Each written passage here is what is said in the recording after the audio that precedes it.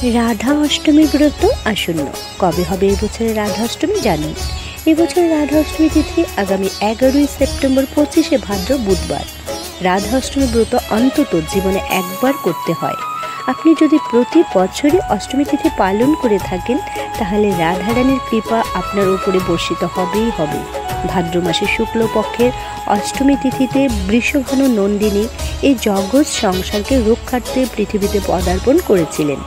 ভগবান শ্রীকৃষ্ণের অন্তরঙ্গা শক্তি হলেন রাধারানী। রাধা অষ্টমীর দিন ব্রাহ্ম মুহূর্তে ঘুম থেকে উঠে স্নান করে শুদ্ধ বস্ত্র পরিধান করে রাধা অষ্টমীর আয়োজন শুরু করুন।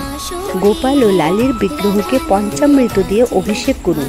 যদি বিগ্রহ না থাকে তাহলে আলোককে প্রতিবিম্ব তৈরি করে তাতে অভিষেক করুন।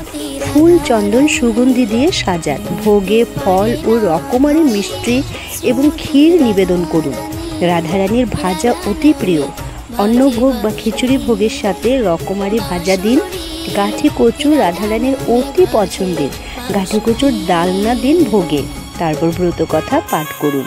পূজা সমাপন করুন প্রণাম মন্ত্র দিয়ে। প্রণাম মন্ত্র হলো তপ্ত কাঞ্চনং গৌরাঙ্গিং রাধে বৃন্দাবনেশ্বরী বৃষভানু সুতে দেবী তাং প্রণমামি হরিপ্রিয়ে। এই ব্রত পালন করলে কি ফল লাভ হয়?